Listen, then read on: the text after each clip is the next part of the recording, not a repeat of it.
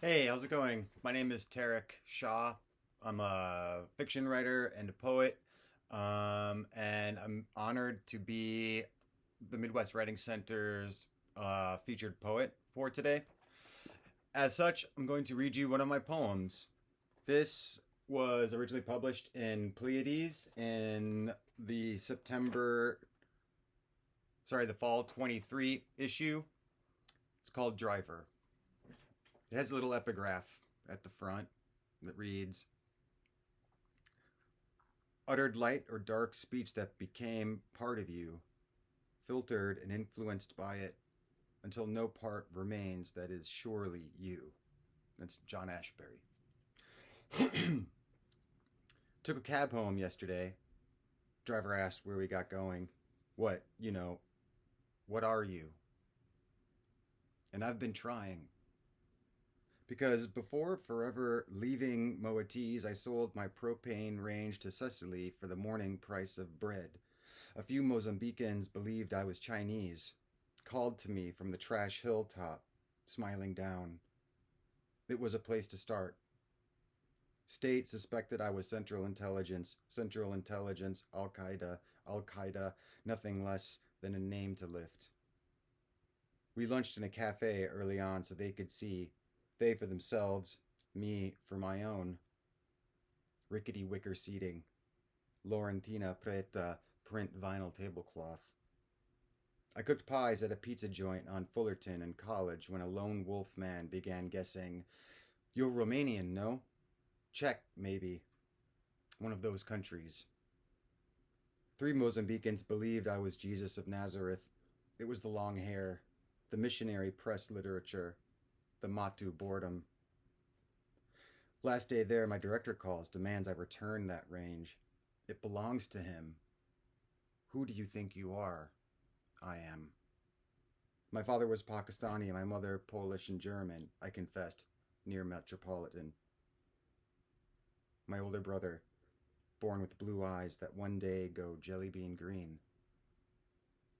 You know you're German, too, and Polish, my grandfather was fond of reciting. Yes, technically. Italian to Italians, Latin to the laity, naturally. My father died in August 1997 when I was unlicensed and fond of disguises, katanas, wolf, and supermen. I can read Arabic, but don't know what it means. And reptiles, magicians, the jaguar, XJS. A horrible A marble Hindu ziggurat looms above my hometown. Nuclear labs dream away undisclosed miles beneath the limestone of small town American life. Yes, I suppose, in a technical sense, I shrugged when the driver asked, "Are you Muslim?" In terms of blood, only. I don't pray to him, her, it, anyone, or thing, except time. White girls and boys asking, "What are you like?" And I tell them, and they go, "Oh," as though I failed the final by just this much, I'm sad to say. They. Pakistanis believe I'm Syrian, Syrians, Iranian, Indians are adamant, "No, you're Afghani." Or as though I am something more than what I am. I'm a poet to novelists, a pity to poets. Playwrights swear, "I've seen you somewhere before," in something I loved. My father, the only son of an only son's only son, all of them deft smiths of loneliness. Arabic makes me swallow my tongue, but it's like a special talent to me at parties. Across the bridge, the buildings of Manhattan, neon spangled and too spastic for my photography skills. Kafir to believers, vermin to certain locals. Not here, out west, I say when the driver asks, "Where's home? My family?" Not here. Not sure. Around. He said, "I see. I see." I like to lose myself in the windings of the Palisades at midnight and the quiet, gathering holy peace paused at stoplights. I don't know what a blessing is, but I know what one feels like. Banda Fateh, where Rob and I fed leaves one by one to the goat leashed to the mint sapling by twine. I find myself believing myself when pretending I am this, that, the one the other dream is or will be, arriving any minute now. At Rainbow Deli and Grill, the guy behind the register says, "I knew it. You look like one of us. I can tell." Proud little squirt, sitting on the counter. "I knew it, Dad. I knew. I can tell." In desperate times, I turn to prophecy, numbers, coincidence. What was it called? Wait, don't tell me. It'll come to mind. Real quick, look at me. Out of confusion come new patterns. I wash my plates before going to bed. The prophet commands we treat enemies as brothers, strangers as sons. I'm guessing. To them we are all ISIS, filth, pack mules, bin Laden, mushrikun, he cries. Still. Still. And I nod, check my maps, my peak, my dearth of hope, my give the people what they want. I've killed 3 bats with a length of tree limb. White does not exist, it's just this thing lazy people got used to using. Earshot's family owned the town of Moatiz and half the next one over, and they thought I was the guy I replaced, and his 17-pound older brother said to me, "Let us pray, but first let us do this bump, okay?" Okay. I can read English, but let's be honest here. The trick is to stop thinking about it, most things, believing. I was born in a blizzard on the last day of the first month, second son of the second city, the day all sweepstakes and contests finally close. Means nothing, but it's fun. A myth bearing mention. 6 rats with poison sprinkled like poppy seeds on a piece of tomato. One little one with my bare foot. Experience has taught me there is life after death. Death that's living, life that's dead, death after life, death before life, death after death, and life upon life, the colors blurring. The trick is letting them fly around and round the room until exhausted they dwindle into the most silent corner. Strike then, with a trusty stick, when they're winded. Those who tend after orphans, widows, receive extra prizes in paradise, I am told. I sigh. Who doesn't love a prize? And there, I befriended a Mozambican German rocket scientist who one night pled, crying into the fire, "Find my son for me when you return to the States. Tell him I'm sorry."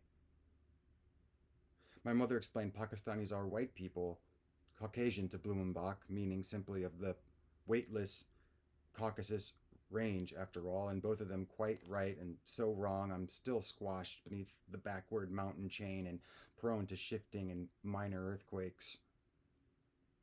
"You know, there was a time when I could throw a rock at the church," grandfather said to me one time. "I mean it." Him. "So you see, you're technically fine. My best friend is gay and a couple thousand miles away, happy in San Francisco with his boyfriend Joe and his big dog Bear and his big dog Moose, whom I named in Chicago.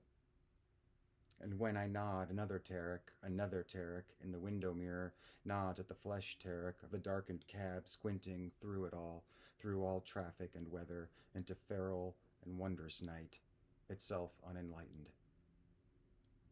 My Barclays ATM receipt says, "Do you know you qualify for MT 4000 free funeral benefit on your savings account? Please contact your branch." "You have many uncles, more than a man may count in a night," said the driver. "Your father said to me, to say to you." And they all say my name wrong, too. My Arabic tutor taught me the alphabet, to moonwalk, then one day simply evaporated into thin Libya. At Hartsfield Jackson, it is the custom of customs to question wary flyers, but I had my lies filed down to fangs mid-flight. Where there should not have been, I saw little dust-footed gingers, blonde and palm-headed waifs and shawls melt into aquarium blue shadow, collecting in corners the sun never deigns to touch. On my corner, a couple Orthodox Jewish lads go, "Excuse me, are you Jewish?" "Maybe." I promise. A while ago, learning Pakistan is not an Arab nation, nor Middle Eastern, nor are these the United States. I am wishing I was grinning when recalling Pakistan is just a figment of the imaginations of certain locals when my father was born. I got a poem about toothpaste out of thinking about my best friend far away. Heartache from Moose. Technically, I'm fine. A name that sometimes rhymes with fear, stare, scar, war, lalik, depending on who speaks. I've been known to pick up litter, sniff out receptacles for them. My love feedbacks toward inanimate trifles, conundrums, carcasses, funny smells. Our routine every Friday was to split about a bottle of Maker's Mark, then score, then split a bag of blow, play Trivial Pursuit, hugger-mugger for hours, then skip off to a bar, return with new friends, play more games, listen as he performs Chopin on his electric piano, and that's how I became so knowledgeable. Say one word about her, one word, and so help me, I'll not say.